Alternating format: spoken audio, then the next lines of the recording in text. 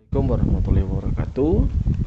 Pada video kali ini kita akan belajar tentang bagaimana menggunakan ataupun membuat coding bahasa C# pada menggunakan Visual Studio Code.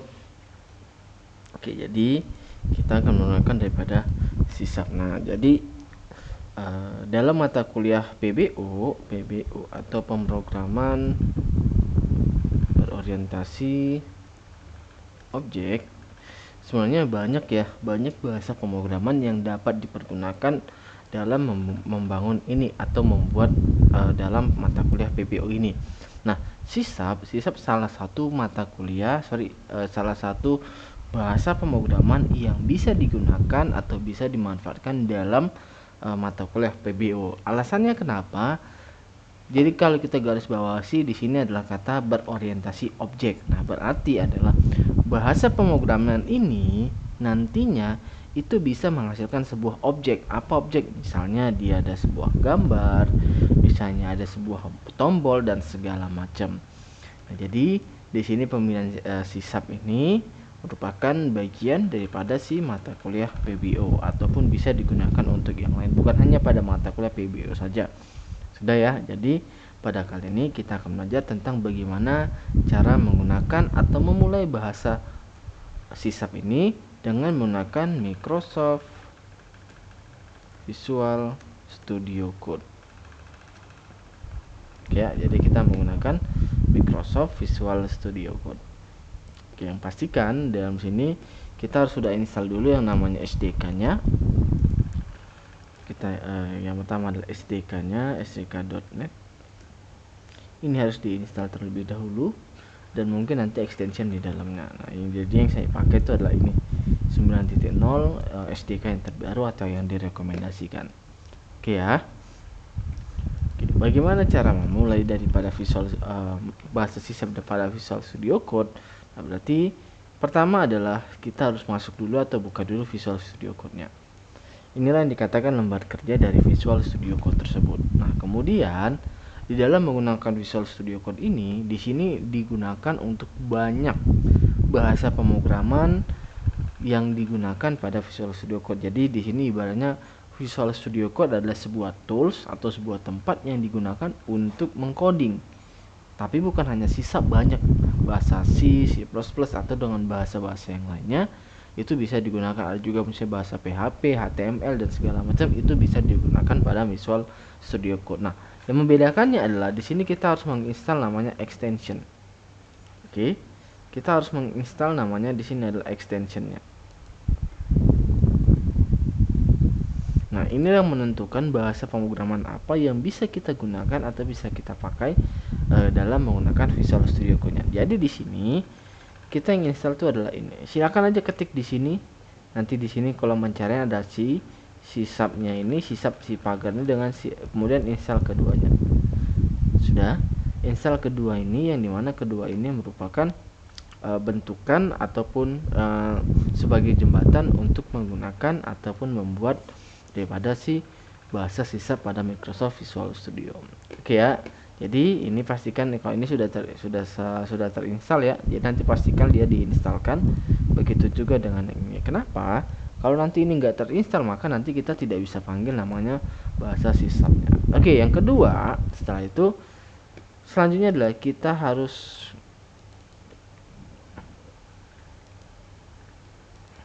membuat sebuah folder. Ini mana foldernya tempat penyimpanan atau penampungan daripada bahasa C#-nya. Jadi kita anggap di sini misalnya ini pertemuan kedua. Oke.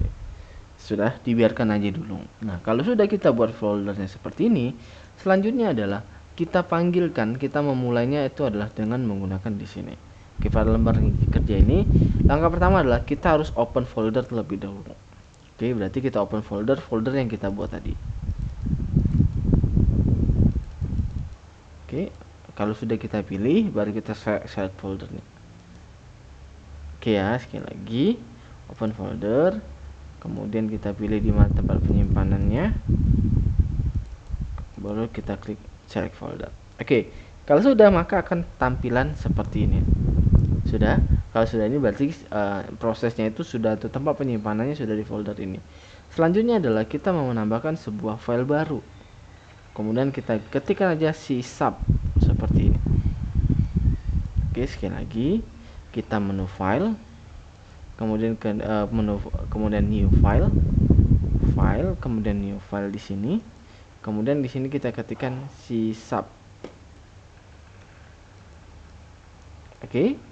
Kalau sudah, misalnya sysub, kemudian enterkan saja. Nah, di sini buat aja belajar. Di sini buat file name-nya itu adalah belajar.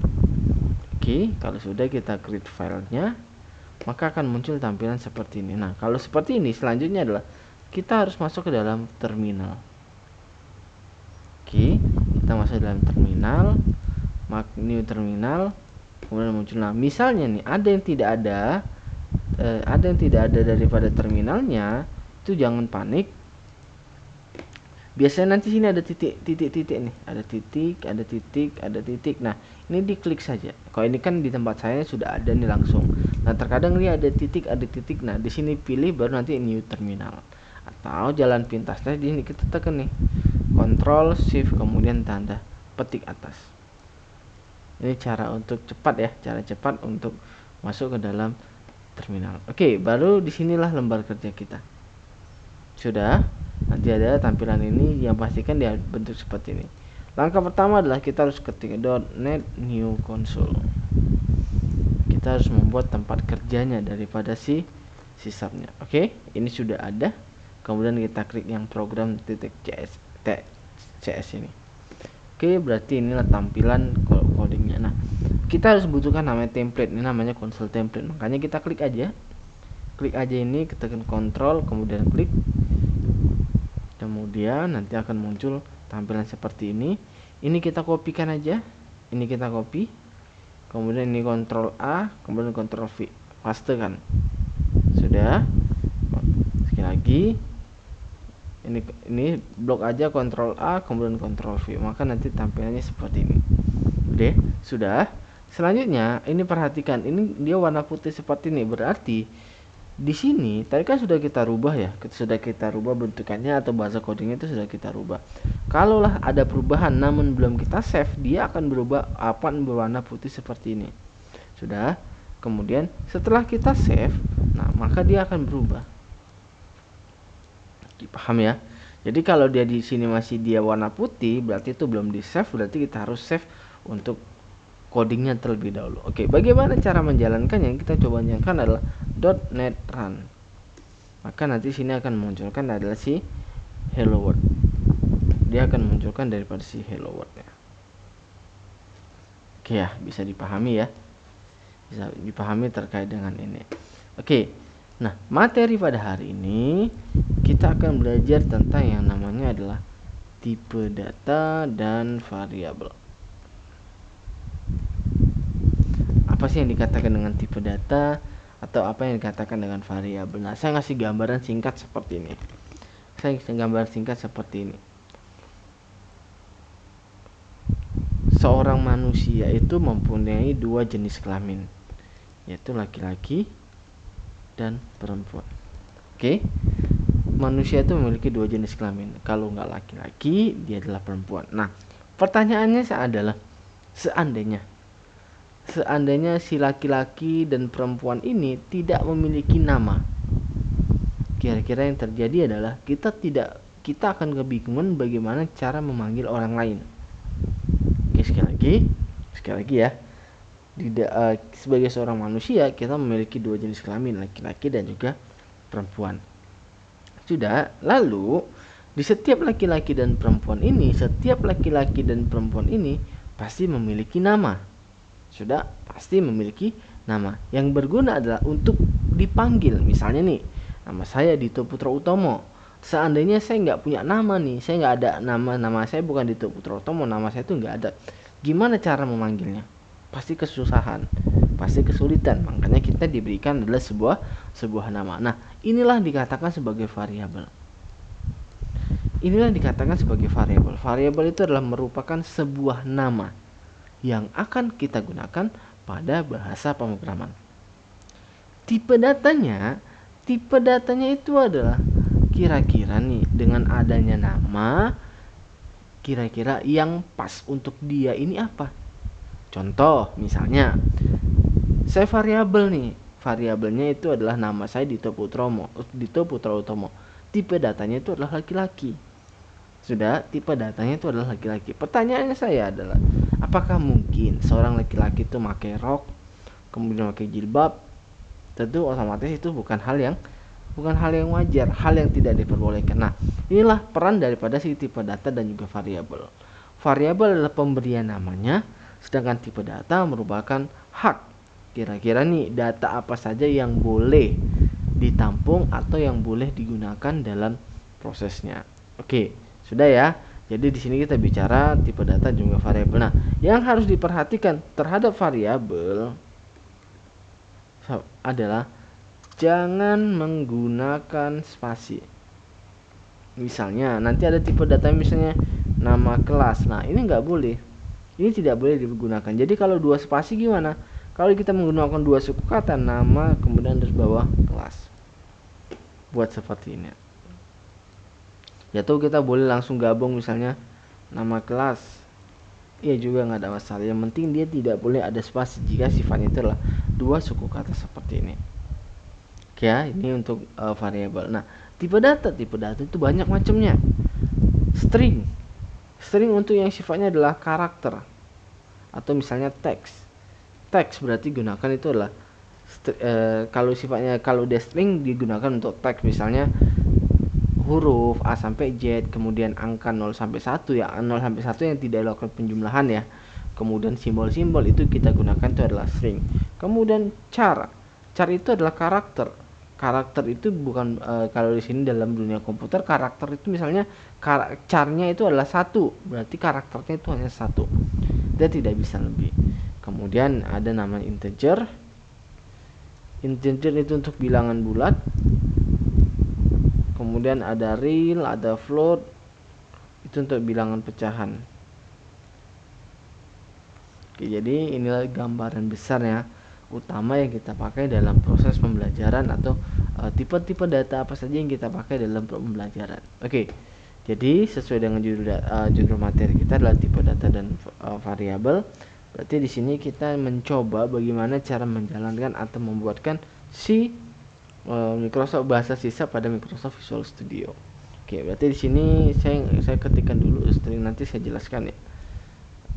String, kemudian nama, umur, kemudian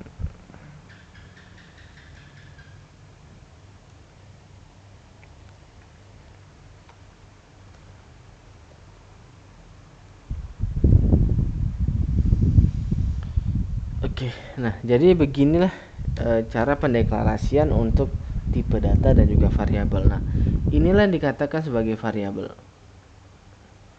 Nama, umur, tinggi dan juga mahasiswa, yang artinya dalam variabel itu boleh bebas, tidak ada ketentuan. Inilah yang dinamakan sebagai variabel. Sedangkan tipe data itu sudah suatu ketentuan.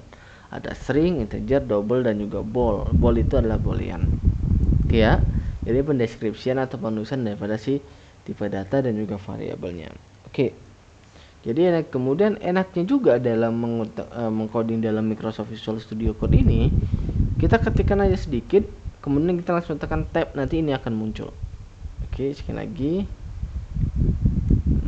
kita tekan tab, nanti dia akan muncul. Jadi sebenarnya kita nggak perlu capek-capek untuk ngetik semuanya atau codingnya yang ada pada Microsoft Visual Studio Code. Oke, console titik readline, kemudian masukkan nama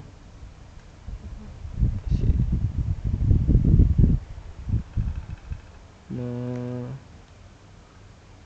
mahasiswa. Oke, kemudian di sini nama ya, nama sama dengan console titik readline, kemudian console titik readline,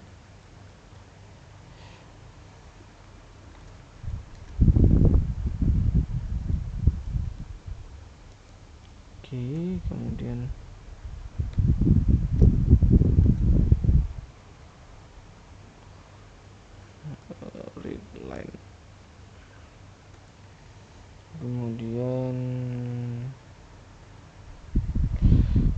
sorry, ini umur ya. Jika umur, jika sifatnya itu adalah kita sudah deskripsikan di integer, sorry, saya kirim ke umur, kemudian convert dulu, convert to int 32, kemudian console titik read line. Oke, masukkan nama, umur, kemudian tinggi badan, console titik read line.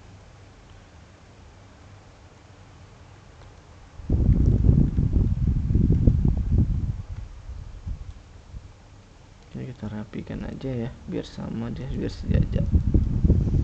Oke, kemudian di sini tinggi ya, tinggi sama dengan convert to double. Nah, kenapa di sini double? Kan tipe datanya di sini. Kalau dia convert to kalau integer berarti convert to int tadi ada 32 dan 64, kemudian dia double, convert to double. Berarti ini kita convert ke double. Oke, kemudian console titik read line. Oke, kemudian kita buat boolean ya, console titik read line, kemudian apakah Anda orang mahasiswa. Kemudian di sini dia kita buat ketentuannya true atau false.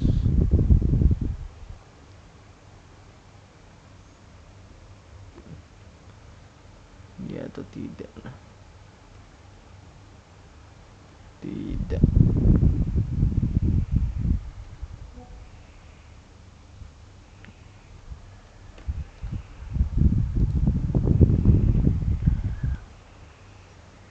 Oke. Kemudian is mahasiswa tadi, is mahasiswa sama dengan convert to boolean, kemudian console titik read line. Oke, ini ya, nanti kita jelaskan ya. Kemudian console titik read line,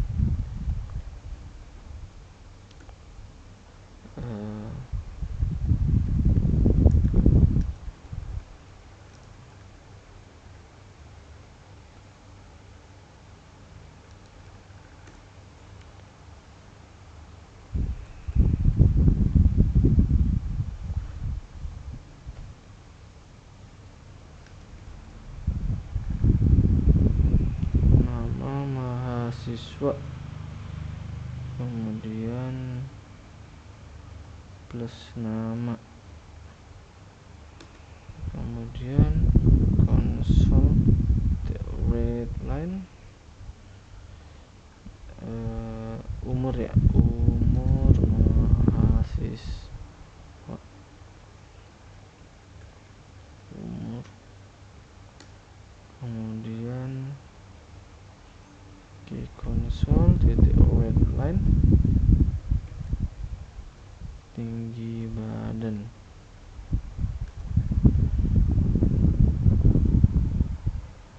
plus tinggi plus cm, kemudian nama udah, umur, tinggi badan. Oke. Nama console titik read, kemudian status mahasiswa,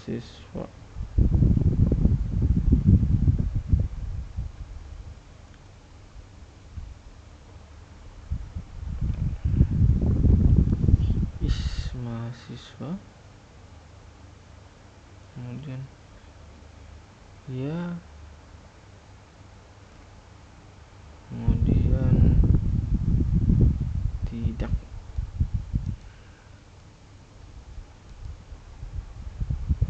Oke, nah jadi di sini perhatikan, kalau misalnya di sini ada merah, berarti itu masih tandanya ada yang error. Contoh misalnya saya coba hapus ini. Nah, di sini ada merah nih. Nah, berarti tandanya masih ada yang error. Nah, kita buat lagi. Oke ya. Ini berarti kalau udah seperti ini kan sudah ada berubah. Nah, berarti perlu kita save. Oke, perlu kita save. Nah, kemudian kalau udah save kita coba jalankan. Ini contoh misalnya kita untuk menginput daripada data diri kita. Oke. Maka tampilannya seperti ini. Oke, masukkan nama Redline. Oke, di itu sabar ya. Nah, ini ada perbedaan nih. Saya kasih contoh, saya kasih gambaran seperti ini. Ini saya gunakan Redline ya. Ini saya gunakan Redline dan juga Redline. Oke. Ketika dijalankan .NET Run, kita input datanya tuh di bawah. Udah, input datanya tuh di bawah. Saya asal-asal aja. Sudah. Di sini saya rubah bukan Redline, coba saya rubah jadi Red. Ini juga Red. Ini juga Red. Ini juga Red. Oke, kita coba ya. Ini biar nampak perbedaannya. CLS dulu .NET Run. Sorry, belum di save.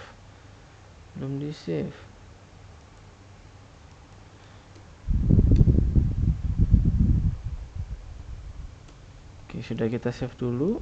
Kemudian .NET Run. Nah, beda ya.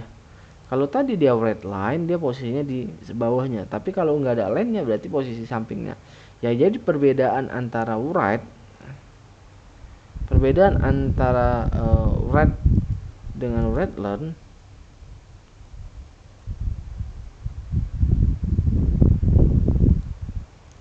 bedanya kalau yang ini dia posisinya di baris yang sama, prosesnya tuh di baris yang sama.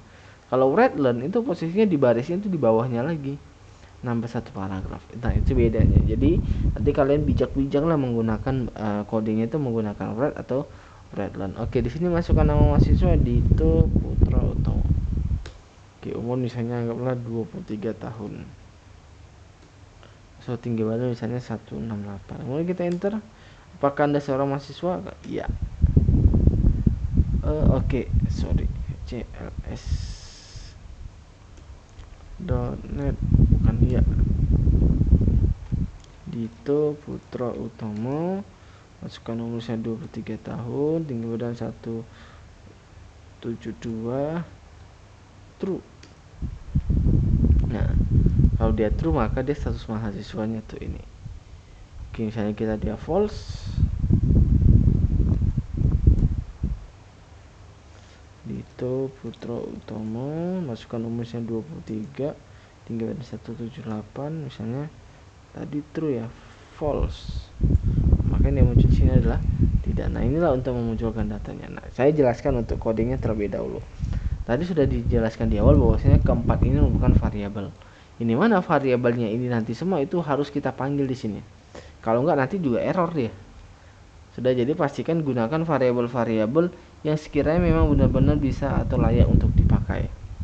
Sudah, kemudian sini kita membuat sebuah program yang dimana programnya itu untuk programnya itu menginput data diri, ada nama, kemudian ada umur dan juga ada tinggi badan. Nah, tadi nih ini berguna sebagai coding awalnya untuk menampilkan yang masukkan nama.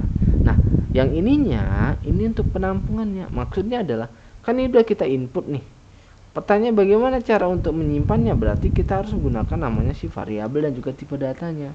Berarti ini suatu kesatuan. Jadi ini untuk sebagai inputnya, ini untuk tempat penyimpanan. Begitu juga yang ini. Yang berbedanya konsolnya berbedanya ini. Kalau dia misalnya string itu bisa kita langsung, tidak perlu. Tapi kalau dia misalnya integer ataupun double ataupun boolean itu harus kita convert. Makanya di sini ketiga ini itu harus kita convert terlebih dahulu. Kalau enggak nanti nggak akan bisa. Oke ya. Jadi sampai sini paham. Nah, bagaimana cara memanggilnya? Jadi ini juga sama kurang lebihnya, nama mahasiswa, umur mahasiswa, tinggi badan, juga status. Nah, pertanyaannya adalah bagaimana cara menampilkan datanya? Cara menampilkan datanya itu yang ini. Kan tadi kita sudah input nih data mahasiswanya, misalnya namanya Dito Putra, kita input. Kemudian dia kan tersimpan nih. kesimpan di database, tersimpan pada variabel yang seperti ini. Kemudian variabel ini karena sudah tersimpan, makanya di sini kita tinggal panggil aja. Begitu juga yang lain untuk umur, tinggi badan, dan juga mahasiswa.